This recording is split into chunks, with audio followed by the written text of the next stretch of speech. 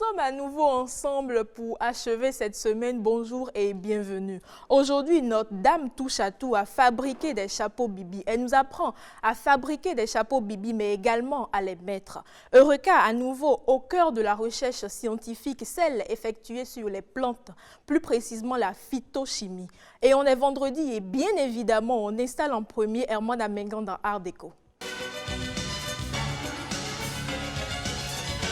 Aujourd'hui, nous parlons musique. On revient sur la fête de la musique avec Herman Amengan. On parcourt quelques groupes féminins qui se sont illustrés sur le continent africain.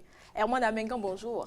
Bonjour Mylène, bonjour Marcel, bonjour à toutes, bonjour à tous. Très heureux de vous retrouver sur le rendez-vous de midi. Marcel Arossi, bonjour. Oui, Mylène, bonjour, vous allez bien? Je vais bien. Herman, bonjour. Ça va très bien, la pleine forme. Il faut que tu sois au même niveau que Herman. Hein. Tu sais, Herman, il est tout le temps inspiré, donc tu vois. C'est Monsieur Pellemel. Mais Herman, aujourd'hui, on parle musique. On danse un peu? Oui, on danse un peu et on revient sur quelques orchestres. C'est surtout plus précisément des orchestres dames composés uniquement que de dames pour nous retrouver la trace d'aucun mâle dans le groupe. Et on va mettre la lumière sur Digani du Sénégal. C'est un orchestre 100% dames, comme je vous l'annonçais. On va sur ce reportage que nous propose la RTS. Pianiste, artiste, chanteuse et chef d'orchestre, orchestre Digani. Madiom, plus connu sous le nom de Raymond, guitariste soliste de l'orchestre Digani. Hello tout le monde, je m'appelle Aïssatou Dia, batteuse au niveau de l'orchestre Digani. Je m'appelle Evora Vaz, je suis bassiste dans l'orchestre Digani. Ndeye Cissé et je suis percussionniste dans l'orchestre Digani. Voilà la composition de l'orchestre Digani. 5 musiciennes, instrumentistes et en même temps chanteuses. Plus qu'un legs familial, la musique est une passion pour elles. Cette passion de la musique m'est venue de mon papa qui était pianiste. Et donc c'est lui qui nous a transmis cette passion. Donc toute la famille est musicienne, moi au piano, ma grande soeur qui joue à la batterie et ma grande soeur Korka qui chante. Donc c'est une famille musicienne. Comme l'a dit ma petite sœur, est venue de notre papa, Safé Oudjen. C'est lui qui nous a initiés à l'instrument, mais malheureusement quelques années plus tard il est décédé.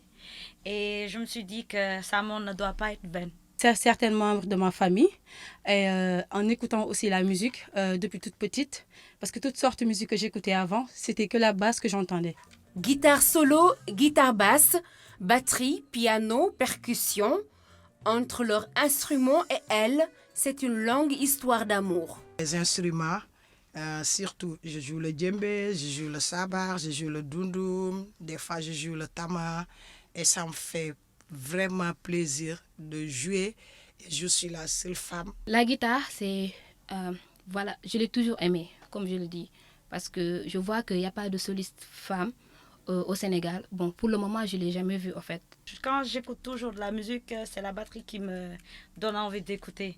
Et il m'a dit... alors, à l'époque, il répétait avec notre grande sœur Korka. Il nous a dit, bon, je vois que vous êtes là à me suivre de côté, donc qu'est-ce que vous voulez? Je lui ai dit, la musique. Il m'a dit, ok, tu veux faire quoi? Je lui ai dit, je veux être chanteuse. Il m'a dit, ok, pour être un artiste complet, il faut aussi savoir jouer d'un instrument. J'adore cet instrument avant tout. En plus que je voyais comment mon papa jouait ça. En plus, avec le piano, moi je me dis qu'on peut, on peut s'exprimer en fait. Être femme instrumentiste est un challenge dans un monde musical essentiellement dominé par des hommes. Il nous encourage et il nous donne beaucoup de conseils. Avec ça, voilà, ça passe bien. On n'a pas de limite avec eux. Ils nous ont accueillis à bras ouverts. Ils nous encouragent chaque jour que Dieu fait. Tu ne peux pas t'asseoir sans recevoir des messages. Parce qu'ils savent que le milieu n'est pas facile. Surtout ici au Sénégal, c'est très difficile. Un orchestre 100% femmes, une première au Sénégal et la 4e en Afrique de l'Ouest. L'initiateur donne à la gente féminine sa place dans la musique sénégalaise. Digani est une initiative qui est née d'un constat sur le fait que l'environnement musical sénégalais brille de par son absence de femmes instrumentistes, chanteuses en même temps. Et aussi, on constate le plus souvent que la plupart des femmes qui s'adonnent à l'activité culturelle sont souvent des choristes ou bien des chanteuses. Donc c'est rare de voir des femmes instrumentistes qui aiment la scène et qui partagent la scène avec les musiciens. Via la musique, elle porte la voix des sans-voix. La voix des sans-voix. Je suis issue d'une famille que je suis l'aînée et j'ai que des petites sœurs. Et voilà, j'ai toujours eu à entendre dehors et partout que la femme n'a que une ambition d'aller ailleurs, se marier et quitter sa famille. Donc j'ai toujours su que moi, je peux le faire avant de quitter chez moi. Au-delà de la musique, elles font des activités de sensibilisation liées à la citoyenneté. On a eu à travailler dans ce sens avec l'OIM, l'Organisation internationale pour les migrations, sur les questions de migration, sur les questions d'entrepreneuriat, de leadership. On a eu également à travailler avec Plan International sur les questions de pouvoir des jeunes filles, sur les questions d'entrepreneuriat, sur les questions également de valorisation de la jeune fille. Plus d'une décennie sur la scène musicale, aujourd'hui, l'orchestre Jigéen Ñi ambitionne une carrière internationale et de s'ouvrir de nouveaux horizons.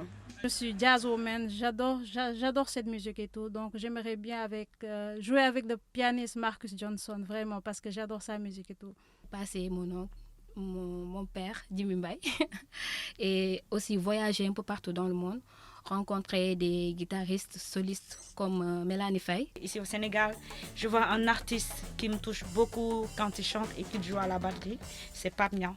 J'aimerais bien un jour partager la scène avec lui, ça sera un honneur. Et l'autre, mon modèle Phil Collins, j'aimerais bien, pourquoi pas, partager la scène avec lui. Sur scène, l'ambiance est 100% garantie. L'orchestre détient un répertoire riche en sonorités traditionnelles et modernes, afro, jazz, reggae et mbalax. Oui, c'est bien beau quand des femmes sont à la batterie, à la guitare, au piano. Voilà, ce sont que des femmes qui jouent ces instruments. Oui, c'est très beau. Tu as adoré, tu étais emporté. Et il n'y a pas que les Sénégalaises qui s'illustrent confortablement dans ce registre. Il y a également un orchestre béninois qui s'illustre dans ce registre-là, rien que des femmes. Kaby ici, vous savez, c'est un orchestre dans la ville septentrionale donc de Parakou. On les a vus sur des plateaux ici, donc à l'ORTB, en l'occurrence le magazine Roots. Kaby ici qui s'illustre également dans ce registre où il n'y a rien que des femmes, vous les voyez là, l'une qui est à la guitare, l'une qui est au piano, l'une qui est à la batterie.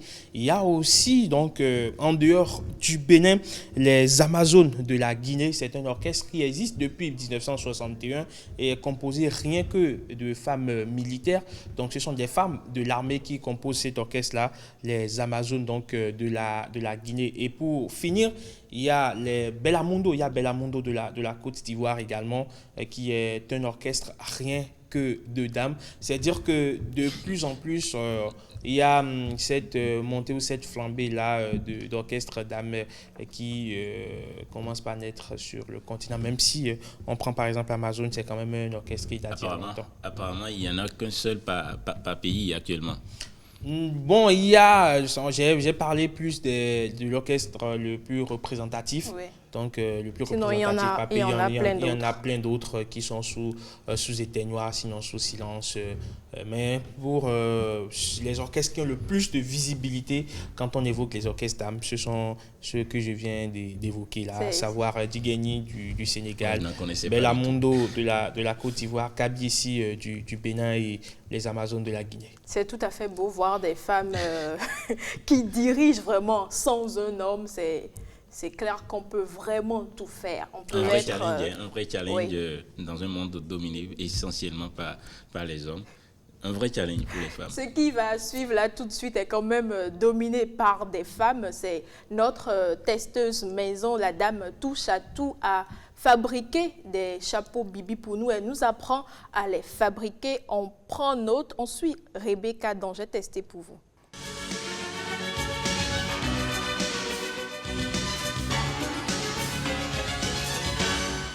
Bonjour à toutes et à tous. Mesdames et messieurs, vous le savez, notre devise sur cette émission, dans cette rubrique, c'est de vous satisfaire, vous amener à vous divertir tout en apprenant à faire quelque chose. Et aujourd'hui, nous sommes à la rencontre de Madame Arwandinou pour apprendre à confectionner des chapeaux d'âme. Comme vous le remarquez sur ma tête, c'est elle qui m'a sublimé. Alors aujourd'hui, nous allons apprendre à confectionner ces types de chapeaux. Tout de suite, suivez-moi, je vais à sa découverte. Bonjour Madame Arwandinou. Bonjour Madame. Comment vous allez? Bien, merci. D'accord.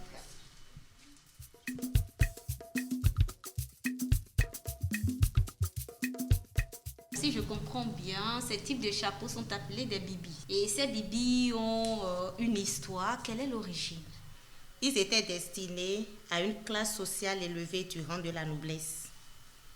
Cela participait à l'élégance des reines, des princesses et à la haute bourgeoisie. Bientôt 10 ans, c'est une histoire de passion qui ne s'arrête.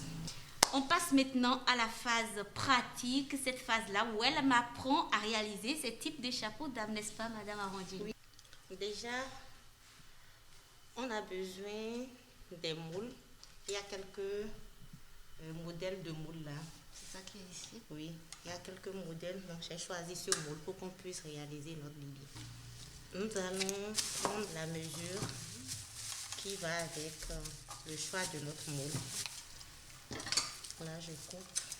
Une fois coupé, nous allons teinter la toile selon la couleur. Et j'ai choisi du vert fluor comme couleur. Et ça reste dedans pendant quelle durée? Ça dépend de la couleur qui nous est donnée. Quand on veut ça en plus foncé, nous laissons jusqu'à 30 minutes.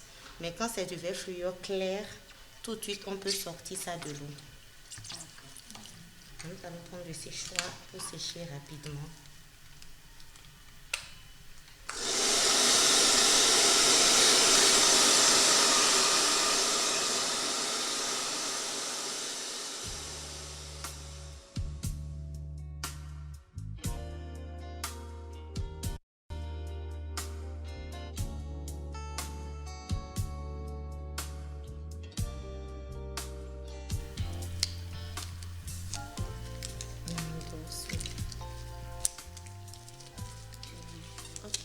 C'est bon, ça peut aller. C'est bon, oui, c'est bon.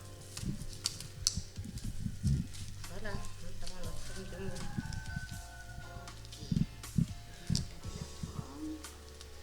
Et qu'est-ce qu'on fait après? On va couper Nous allons ce couper qui les est décisions. resté.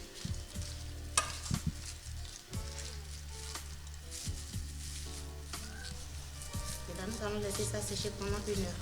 1 heure de temps. 1 heure de temps. Les 1 heure de temps se sont écoulées. Madame Arwandinou, maintenant on passe à la prochaine étape qui est? Nous allons tout de suite passer de la colle à notre bibi. Donc je vous laisse passer ça.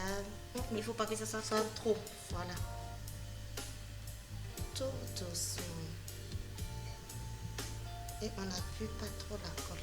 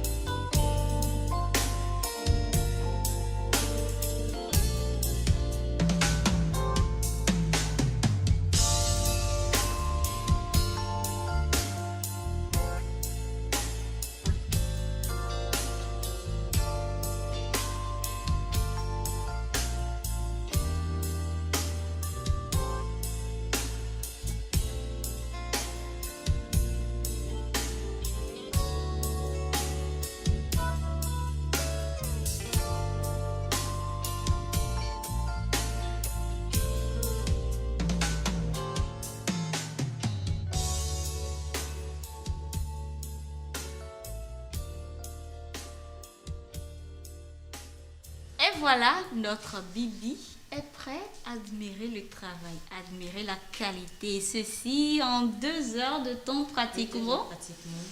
Mesdames, faites-vous plaisir, confectionnez vos bibis à la maison vous-même, sublimez-vous. À bientôt. L'accessoire qu'il faut, la dernière touche, la beauté est dans la simplicité, c'est bien ça, Edmond. Ah, mais s'il faut passer 2 heures pour concevoir un chapeau, je n'ai pas trouvé ça simple, en tout cas. C'est pas une mince affaire. Ce n'est pas pour rien que ça ne vous est pas destiné à vous, les hommes, c'est pour nous. On passe des heures chez la coiffeuse, je ne vois pas pourquoi on ne pourrait pas passer des heures pour confectionner notre C'est un travail herculien. On ne peut pas faire ça seul à la maison, c'est pas possible. Si, on peut le faire seul à la maison. Il faut avoir l'accessoire qu'il faut. Ben oui, je m'essaye déjà dans plusieurs domaines, donc elle a je déjà ne pense testé pas pour que vous. ça Est-ce puisse que vous êtes être en mesure? Elle a déjà testé pour vous. Est-ce que vous êtes en mesure de Oui, de le avec le support à l'appui, avec Rebecca. Qu'on évalue Rebecca, elle va venir ici nous faire les démonstrations désormais sur le plateau pour voir si elle a bien assimilé le cours. Déjà, offrez ce chapeau à vos dames ou pourquoi pas. le samedi. Chapeau Bibi, c'est ça? Oui, les chapeaux Bibi. C'est son nom. Oui. Un samedi, vous êtes à la maison ou un dimanche, vous achetez le nécessaire et puis pendant 2 heures ou 2h30, non, 2 heures, c'est. vous le faites. Vous me demandez de faire ça. Ben ouais, c'est beau, c'est plus chic, c'est plus valorisant quand c'est fait maison, c'est fait par... Pendant 2 heures, pardon, j'ai dit à suivre un match de football. Et tu penses que c'est plus intéressant? Quand je suis en famille aussi, c'est intéressant. Mais fait plaisir aussi à madame. Oui, fait plaisir. Plus qu'intéressant. Voilà, il faut se donner du bon temps par moment aussi en faisant des choses qu'on n'a pas l'habitude de faire et ça fait partie aussi de l'épanouissement de la famille, c'est aussi ça. Bon, même si moi je ne pense pas forcément le faire moi-même à la maison pour madame. Il faut l'encourager au moins quand elle s'essaye.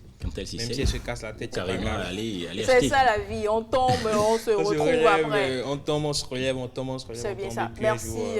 Merci à toi Rebecca, moi j'ai appris beaucoup, je vais l'essayer chez moi à la maison. Et je vous invite aussi à faire pareil. Des notes. Oui. C'est beau, un chapeau Bibi. On en a d'ailleurs parlé dans le prochain numéro, vous allez nous présenter ce que vous avez pris le temps de réaliser à la maison. Et là, il va nous soulageons si souvent avec des comprimés, avec des gélules et autres ampoules. Et selon certaines recherches scientifiques, la qualité de la plante utilisée conditionne la teneur de ces médicaments en principe actifs. Vous aurez les explications scientifiques dans Eureka de ce jour.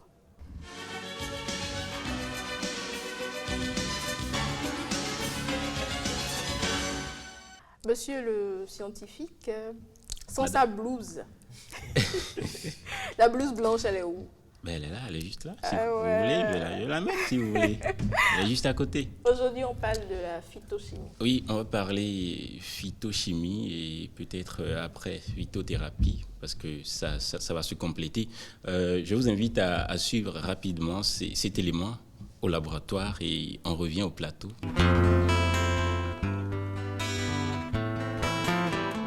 Au niveau de notre laboratoire, nous avons 3 grands axes de recherche. Il y a les activités de recherche de biochimie clinique, médicale. Nous avons un axe très important qui est l'axe de la phytochimie. Il y a le 3e axe qui est basé sur l'étude des protéines des milieux biologiques humains et naturels. La phytochimie, chez nous ici, a commencé essentiellement par les huiles végétales à visée thérapeutique.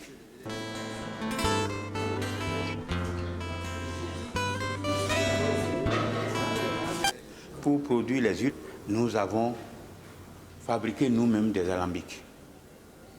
Après avoir recueilli l'huile essentielle, il faut en déterminer la composition chimique.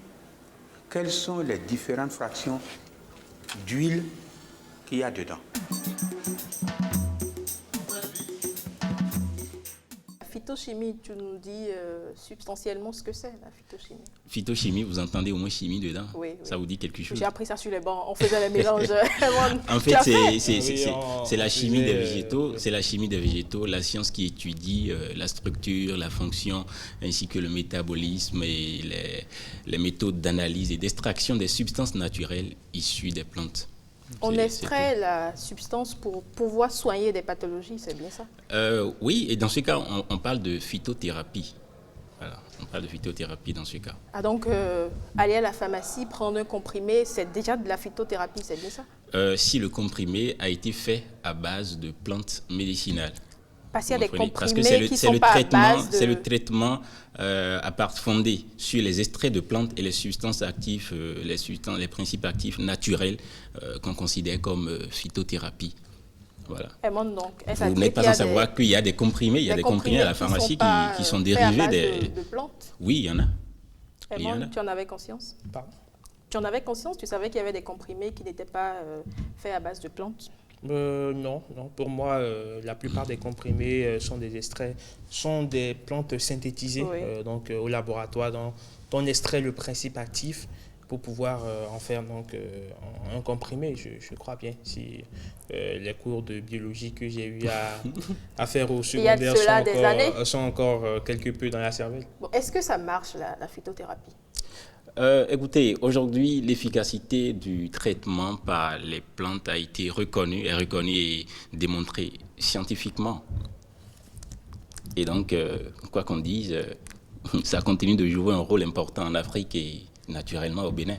Est-ce que vous prenez, parce que je suppose que tu es vraiment notre scientifique et que tu vas vraiment essayer les choses pour nous, est-ce qu'ils prennent la plante en elle-même ou il y a une partie spécifique de la plante où ils extraient le principe ça, dans une plante, tout ne soigne pas, évidemment. Tout ne peut pas soigner dans une plante. Racines, écorce, pétales ou que sais-je encore. Les différentes parties d'une plante peuvent être composées de différentes compositions chimiques, pour la répétition, de différentes compositions chimiques qui n'auront forcément pas la même action. Ouais. Et tout comme le jardinier sait que seules certaines parties de plantes sont comestibles, le phytothérapeute également sait qu'il n'y a que certaines parties de plantes qui peuvent servir à traiter des gens. Tout le reste, on jette. Et parlant de jardinier, par exemple, je peux vous dire que la pomme de terre, d'accord, n'est que le tubercule d'une plante dont la feuille et le fruit seraient en revanche toxiques. Ah oui. Info. Info, parce que ça, cette information, je ne l'avais pas, donc je viens vraiment de l'apprendre. Donc voilà, on apprend beaucoup. Marcel? Oui. Voilà, et parlant de plantes médicinales, seules les plantes qui disposent de le plus de principes actifs sont employées.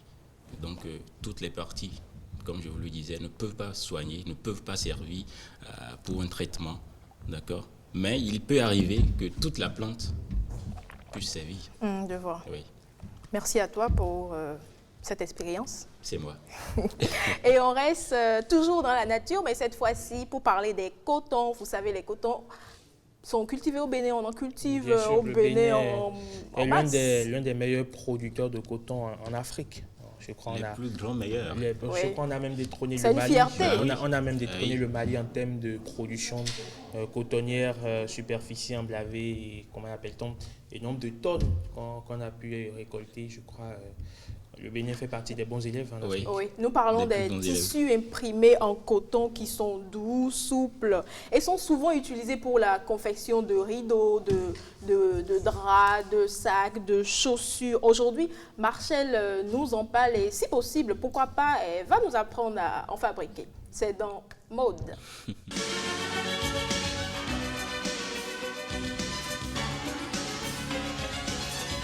Marcel. Mélène. Bonjour. Bonjour Mélène. Amis téléspectateurs, bonjour. Merci d'être encore au rendez-vous de cette rubrique mode. Aujourd'hui, comme l'a annoncé Mélène, nous parlons des accessoires confectionnés à base des tissus imprimés. Quand on parle d'accessoires en mode, vous savez, il y a les colliers, il y a les sacs, il y a les chaussures, il y a les ceintures. Il y a plusieurs accessoires confectionnés à base de tissus imprimés aujourd'hui qui font la tendance. Et c'est d'ailleurs ce que les jeunes, ou bien bon, ce que nous aimons beaucoup plus porter actuellement. D'abord, ça fait une différence. Il y a cette marque-là, il y a cette idée de créativité derrière. Quand vous portez cela, vous avez tout de suite l'impression d'être plus différent que les autres. Et puis, ça vous permet également de sortir une beauté qui... Je ne dis pas que quand on porte les autres tenues, nous ne sommes pas beaux, nous ne sommes pas belles. Mais cette fois-ci, c'est qu'il y a cette touche particulière-là sur vous. Et quand je prends par exemple les sacs à main, puisque Marcel veut savoir de quoi est-ce qu'on parle réellement, quand on prend par exemple les sacs à main, vous voyez, quelqu'un qui sort avec un sac à main ordinaire et quelqu'un qui sort avec un sac à main confectionné à base de tissu imprimé, la différence est là tout de suite. D'abord, ça flash. Parce que déjà, le tissu en lui-même est avec les couleurs.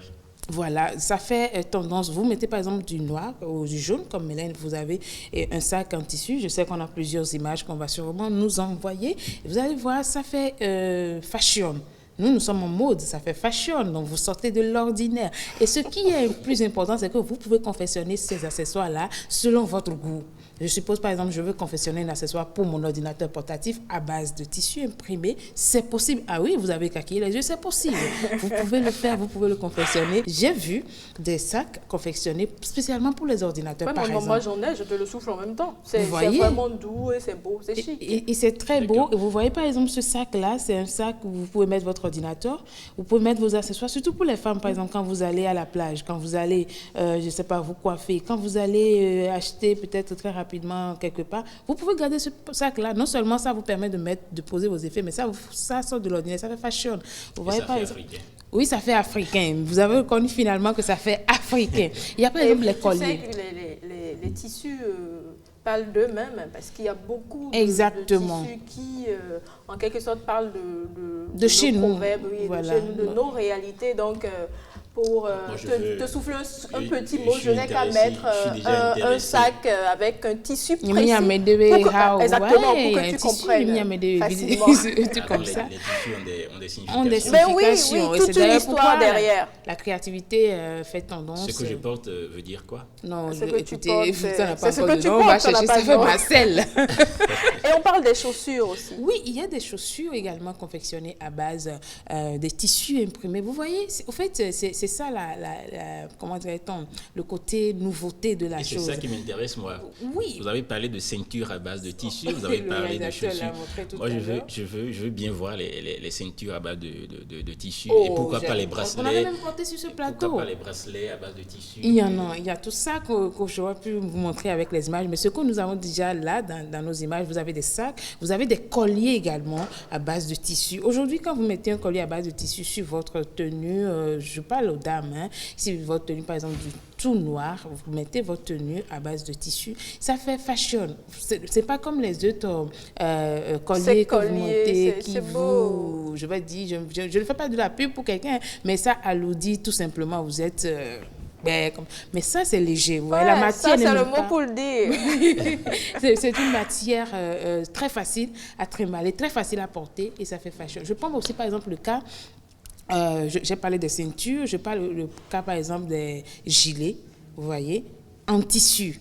Pas des gilets, pas des cravates. On a eu déjà des cravates sur ce plateau en tissu. Ça, au moins, vous avez vu. Ça, au moins, j'en ai déjà vu. D'accord. Donc, il y a par exemple des gilets. Tout ça, c'est des accessoires de mode en tissu. Et donc, c'est pour dire qu'aujourd'hui, on peut... Des chapeaux en tissu. Il y a tout ça. Il y a tout ça. Il y a des chapeaux bibi en tissu. Il y a tout ça. Encore que Rebecca vient de nous apprendre à faire des chapeaux bibi. J'espère bien que les amis téléspectateurs ont compris que c'est la mode, c'est la tendance. Il ne faut pas ne pas les utiliser. Adopter le style, c'est beau, c'est joli, tout simplement. On finira par avoir des dessous en tissu. Ça existe déjà, Marcel. Vous êtes en retard. Marcel est vraiment en retard. On le sait, on l'a toujours su. On va revenir sur ce sujet. C'est vraiment intéressant, c'est vraiment africain, c'est vraiment béninois. Marcel, tu amènes ceux qui ne le connaissent déjà pas à le découvrir et à l'essayer. Oui, il faut donner l'envie à Marcel de découvrir autre chose que ce qu'il a l'habitude de porter. Et là, on est bien habillé, on va faire un voyage. Destination? Le voyage de ce midi sera à la fois excitant et très intéressant. On prend la route, je le dis déjà, on prend la route pour Adjara. Est-ce qu'il n'est pas bien de demander ce qu'il a à Marcel? On va visiter la rivière Noire. Restez accrochés pour découvrir dans Tourisme et Découverte.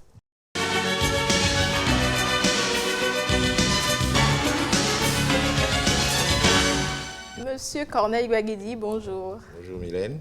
À nouveau avec nous. Bonjour. Bonjour Marcel. Bonjour. Vous allez bien? Ça va, ça va. La semaine passée, je vais très bien. La semaine passée, on était à Tanungu. Aujourd'hui, on va dans le sud, on reste dans le sud, on va à Adjara. Oui, on va à Adjara, oui. Et déjà, vous allez nous expliquer, nous raconter un peu comment ça s'est passé, comment vous avez fait la découverte d'Adjara et tout ce qui se passe là-bas comme activité, tout ce qui s'y mène. D'accord, Adjara, j'espère que vous savez à peu près où c'est situé Adjara. Non, on va commencer par là. Non, Adjara, c'est une commune du département de Lomé, hein, qui est située à environ 7 km de Porto Novo, 38 km de Cotonou. Adjara fait frontière avec, à l'est avec le Nigeria et au nord, vous avez la commune d'Avrankouk. Donc là, voilà. Adjara est bien située. Donc c'est direction Porto Novo. Direction Porto Novo. Elle s'y connaît bien en plus. Nous sommes dans Lomé. Quelles sont les activités qui s'y mènent? Adjara, de par sa position géographique, constitue une zone de transit entre le Bénin et le Nigeria. Donc c'est d'ailleurs, la zone d'Adjara est reconnue comme la zone où il y a une forte concentration d'échanges avec le Nigeria et le Bénin. Mais donc ça veut dire quoi? Que l'activité principale, c'est le commerce. Oui. Mais en dehors du commerce, vous avez l'agriculture, vous avez la transformation des produits agricoles, vous avez également l'artisanat. Alors l'artisanat, Adjara, les habitants d'Adjara, qu'on appelle Adjaranou, sont des habiles artisans. Adjaranou, oui. Adjaranou, enfant, c'est ça? Oui. C'est enfant. Alors donc, sont d'habiles artisans, donc qui excellent dans l'art de la vannerie, du tressage, des nattes, de fabrication d'instruments de musique, notamment les tam-tams. Voilà. Quelle est la particularité de cette commune? Alors, la particularité de la commune d'Adjara... C'est vous, là. Oui. En tourisme. Oui, voilà, l'artisanat, donc je parlerai tout à l'heure. La particularité d'Adjara, bon, on le voit déjà, hein, c'est l'artisanat. Il y a l'artisanat. Oui.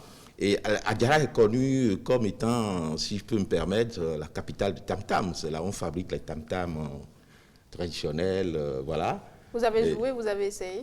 J'ai joué et puis j'ai fait la rencontre d'un artisan dont la spécialité est la fabrication des tam-tams qui m'a expliqué tout le processus, hein, toutes les étapes pour la fabrication des tam-tams. Et voilà, nous avons même improvisé un petit concert là. Les enfants qui chantaient et vous qui chantaient, oui, et voilà. Et donc le Adjara, voilà. Et puis aussi Adjara est célèbre aussi hein, par cette fameuse rivière dite noire. Et c'est noire. Ce qui m'intéresse le plus. Est-ce que cette rivière est vraiment noire? Alors, je dirais, en apparence, elle est noire. Elle est noire. Mais je dirais qu'elle est sombre. Mais en réalité, voilà, vous voyez. Et en réalité, la couleur sombre de la rivière noire vient de la vase qui se trouve au fond de l'eau. Vous savez, la vase, c'est un dépôt de terre et de particules organiques en décomposition qu'on trouve au fond de l'eau. Oui. Et je dirais, c'est de la boue en fait. C'est sans danger pour la santé? Forcément, vous avez des bactéries, des choses comme ça, voilà. Et puis bon, vous savez, pour ceux qui ont l'habitude, ceux qui sont nés au bord de l'eau, qui fréquentent les rivières, il arrive souvent que quand vous mettez pied dans l'eau, des fois, ça s'enfonce. C'est la vase, en fait. On a l'impression qu'on est en train d'être aspiré vers le fond. Alors, donc, en fait, c'est ça qui donne cette couleur sombre. Et puis, ce qui est la particularité de cette rivière aussi, c'est que quand vous la longez, vous voguez sur cette rivière-là. De part et d'autre, vous avez une végétation luxuriante, dense, hein, qui est propice à un écosystème où vous avez des animaux. Voilà. Qu'est-ce qui vous a amené à aller faire la découverte de Adjara? Mais à Diarra, donc la première raison, c'était, quand j'ai entendu parler de cette rivière noire, la première raison, c'était par curiosité. Ah, voilà, donc voilà, la première raison, c'était la curiosité d'aller voir cette rivière-là. Et la deuxième raison, c'était les tam-tams, la fabrication des tam-tams. Okay. Donc c'est les deux raisons principales qui m'ont amené à Diarra. Et puis après, j'en ai profité pour découvrir cette commune-là. J'ai entendu parler, moi, de la rivière Noire, mais aussi de la forêt sacrée Oro. C'est vrai, ça existe vraiment? Oui, il existe une forêt dite sacrée Oro. Vous n'avez pas visité? Alors, comme son nom l'indique, c'est une forêt sacrée, donc elle n'est pas accessible au public comme, par exemple, un parc ou un jardin public. Et donc, c'est une forêt qui est dédiée à la divinité Oro. Oro, c'est l'une des divinités du panthéon vaudou.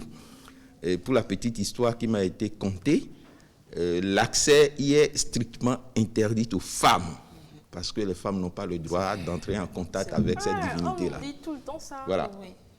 On nous interdit ça? On nous interdit tout, mais quand même, je pense que la rivière Noire, vous pouvez y aller. Moi, j'ai fait un tour. Quand je disais à Mylène que j'ai visité, c'est vrai. C'est là où on a tourné le premier clip de l'artiste Kinza. C'est cette rivière-là choisie pour tourner son premier clip. Et aussi à Diarra, il faut avouer que Diarra est reconnue sur le plan agricole. La production du pain, de l'arbre à pain, c'est la première commune du Bénin qui produit plus de l'arbre à pain qu'on appelle Belefoutou au Bénin. Donc, c'est une spécialité d'Adjara. Et aussi, quand on parle d'Adjara, vous l'avez déjà dit, le tam-tam. Vous savez, les gens du Sud, le Agbadja, le tam-tam qu'on prend pour jouer le Agbadja, ça vient de là. Donc, exactement. C'est tout ça. Oui, on danse. Donc, quand on dit, oui, mais nous, on dit grand popo, on dit quand même des lots. Oui, mais tu me vois danser, je danse. Oui, donc, moi, je peux dire, c'est une très belle ville d'ailleurs. Je pense que tout ce qui est côté tourisme à Adjara séduit. Quand vous y allez, vous voyez, c'est vrai que la forêt sacrée, moi, je n'ai même pas cherché à aller, puisque c'est interdit. Mais vous avez dû la longer en allant à l'embarcadère de la rivière Noire. Forcément. Mais bon, vous savez, pour la petite personne que je suis, j'ai souvent peur, je n'aime pas chercher ce qui est interdit. Il y a du lapin braisé aussi? Oui, il y a du lapin braisé. Et il y a de la viande de porc, monsieur Corneille. Vous avez essayé la viande de porc? Faut pas dire ça sur ce plateau. Alors ça là, oui, je confirme que Adjara est aussi célèbre pour c'est la capitale de la viande de porc, à ce qu'il paraît. Son art culinaire de la viande grillée de porc avec la sauce pété accompagnée du bas et du canard. Et donc, j'ai fait un tour à la fin de mon circuit. Ça sent déjà midi. Oui, c'est vraiment midi. Et je vous fais la confidence que le porc grillé que j'ai mangé là-bas, c'est avec le canard qui m'a été offert dans le village. Il y a un village qui se trouve de l'autre côté de la rivière. J'avais eu la chance, en arrivant dans ce village-là, de tomber sur les femmes qui étaient prêtes à emballer le canard, donc ça m'a été offert. C'est pas à Kassa? Oui. Évidemment, c'est le nom du on va revoir ton identité. Voilà. Non. Je l'ai gardé avec moi pour le déjeuner. Et puis, il y avait des oiseaux? Alors, oui, j'ai vu... J'étais pas parti pour les oiseaux, mais j'ai croisé un jacana, parce que bon, c'est un milieu sur le long de la rivière. Hein, la végétation est propice aux oiseaux. Ah oui, ça c'est un jacana à poitrine dorée. Okay. Un jacana. Voilà, un jacana à poitrine dorée. Oui. Et ça plonge aussi comme l'autre oiseau de la dernière fois? Ça ne plonge pas, mais c'est un oiseau, quand vous le voyez marcher, ils ont des doigts très longs. Vous avez l'impression qu'ils marchent sur l'eau. En fait, ils marchent sur la végétation qui est sur l'eau, les nénuphars, voilà. Je vois. Oui, vas-y. Cotonou à Diarra, c'est combien aujourd'hui? 38 km. Hein. Ok, d'accord. 38 km. Cotonou, Porto Novo, c'est 30 à peu près. Oui, 38 km, c'est pas loin. Une 30 de route. Oui, c'est pas loin. C'est pas loin du tout. C'est pas loin du tout. Pourquoi pas, puisque je... Et est-ce qu'il n'y a pas de poisson frais là-bas? Il n'y a pas de poisson, de gros poissons, à ce qu'il paraît. C'est vrai que, bon, oui, il n'y a pas de grand popo. On parlait tout à l'heure du porc. En fait, le porc est à Diarra ce que le poisson d'Akoun est à Grand Popo. Non, le poisson, il y a la pêche aussi, hein, l'activité pêche. Voilà, mais bon, quand on va à Diarra, c'est beaucoup plus les le porc. Poissons d'eau douce qu'on a à Diarra. C'est pas comme quand au port, vous avez les deux variétés, c'est-à-dire les poissons de la mer et les poissons d'eau douce. Monsieur Corneille, un dernier mot? Mais un dernier mot, je vous invite à visiter la commune d'Adiara. Hein. Je vais y retourner. Je n'ai pas eu la chance de visiter tous les villages. Je vais y retourner pour découvrir les merveilles de cette commune-là. Merci à vous. Merci. Alors, on a commencé en musique, on termine en musique. Eman en parlait d'ailleurs dans Art Déco. Il parlait de l'orchestre Kabiesi. On vous laisse écouter pendant quelques minutes.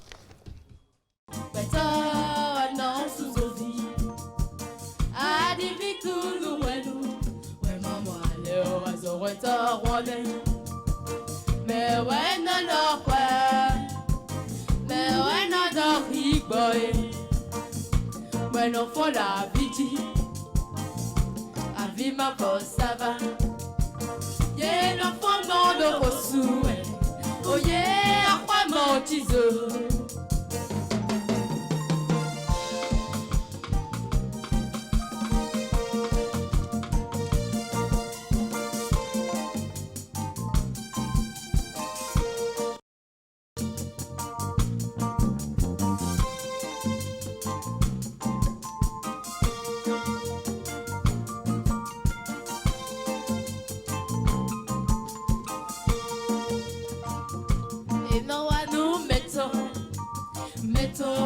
no ikula eno wano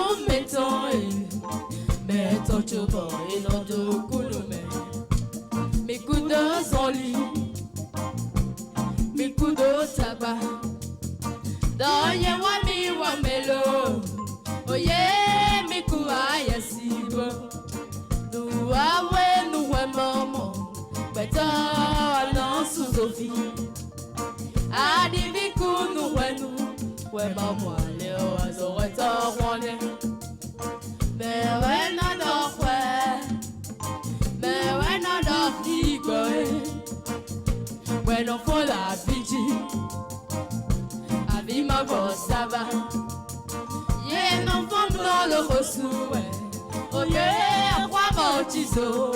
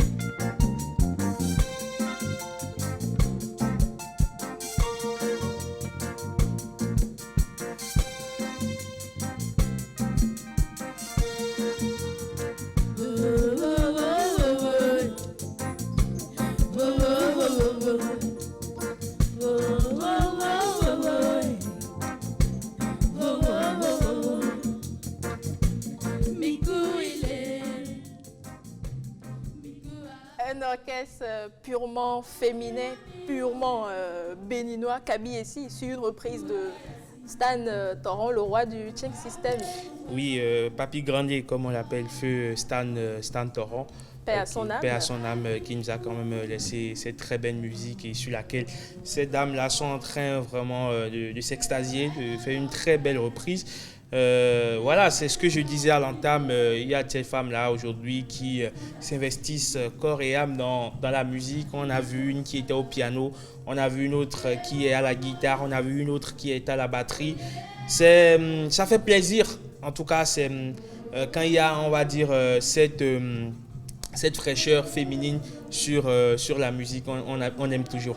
Monsieur Corneille, des femmes rien qu'à la commande. Ah, mais je crois que c'est la première fois que je vois un groupe purement féminin béninois. Je ne connaissais pas et ça fait plaisir de les regarder jouer, chanter. Elles sont instrumentistes, voilà, chanteuses. Vraiment, Et c'est vous très beau. voyez l'harmonie, la tenue, tout va ensemble, Herman. Oui, tout va ensemble et c'est en cela que les dames sont magnifiques. C'est vrai qu'on avait l'habitude de voir des orchestres masculins. Je pense par exemple au 10 volts, par exemple, dont l'un des membres nous a quittés. Aujourd'hui, on parle des femmes. On parle des femmes, oui, et c'est pour dire que ça tranche radicalement parce qu'un homme à la guitare, ça ne dit pas forcément grand-chose à quelqu'un. Hein. Un homme à la batterie, ça ne dit pas quelque chose à quelqu'un. Mais lorsqu'on voit une femme à la guitare, lorsqu'on voit une femme à la batterie, surtout parce que la batterie, c'est un instrument vraiment, on va dire, c'est l'un des instruments les plus majestueux. Surtout quand on fait référence plusieurs instruments à la fois. Plusieurs instruments à la fois, surtout quand on fait référence aux jazzistes, aux instrumentistes qui accompagnent les jazzistes et également le blues. Lorsque vous voyez la façon dont ces instruments-là sont manipulés, lorsque vous retrouvez une femme dans cette posture, c'est vraiment intéressant. À la guitare aussi, ce n'est pas facile. Pas du tout facile, pas du tout facile. Je sais que Herman il a essayé pendant un bon moment. Et, non, j'ai commencé et je me suis rendu compte que franchement, je ne progressais pas vraiment. Monsieur Corneille, à part votre passion pour les oiseaux, la musique, vous avez essayé un instrument, vous savez jouer un instrument de musique? Mais j'essaye depuis plusieurs années de jouer au djembé. J'ai 3 djembés à la maison. Il y a une vidéo que vous n'avez pas vue, qui n'est pas passée d'ailleurs, où je suis en train de jouer au djembé. Non, j'adore la musique. Qui n'aime pas la musique? La musique adoucit les mœurs, dit-on. Ah ben, adoucit vraiment les mœurs. J'en connais qui n'aiment pas la musique. Ah bon? Oui, j'en connais. Wow. Qui n'aiment pas du tout, qui ne supportent pas. Mais je parie que quand il va tomber sur ce groupe purement féminin et béninois à la fois, il sera très content. Et moi. Il sera très content et on pense aussi à ces autres groupes sur le continent. C'est vrai qu'il faut rester un peu chauvin et voilà, admirer ce qui se passe chez nous. Mais il ne faut pas perdre non plus de vue, on va dire, la longévité d'un groupe comme les Amazones de la Guinée, parce que c'est un groupe quand même qui existe depuis les années 60. C'est un groupe féminin qui existe depuis les années 60 et qui a tenu dans le temps. Jusqu'aujourd'hui, on continue d'en parler dans ces femmes-là de l'armée guinéenne qui font plaisir à leur communauté. Merci. Et au Bénin, c'est le seul groupe féminin qu'on Non, il y en a d'autres. Il y en a d'autres, mais c'est celui-ci qu'on a proposé de vous faire découvrir aujourd'hui. Il y a même de tout petits enfants qui excellent vraiment dans la musique et surtout dans leur façon de jouer les instruments et tout. C'est vraiment très intéressant. Merci à toi, Herman. Il fallait que tu reviennes pour nous faire savourer. J'avais senti que vous étiez un tout petit peu sur votre fin, donc j'ai voulu vous faire ce bonus. C'est spécial. Merci à toi. Merci à vous, Monsieur Corneille, d'être resté en notre compagnie tout au long de l'émission, en quelque sorte. Oui, tout le plaisir était pour nous. Oui, merci à vous d'être également resté avec nous. C'est sur cette belle note proposée par Herman Amengan que nous finissons cette émission, le numéro d'aujourd'hui, de ce vendredi. On se retrouve la semaine prochaine. On prend soin de nous, on respecte les gestes barrières, la distanciation sociale. On se lave nos mains à l'eau et au savon. Très régulièrement, le gel hydroalcoolique. On ne s'envoie pas les mains au visage, on met le masque, on éternue dans notre coude et on se retrouve la semaine prochaine. Ciao, ciao.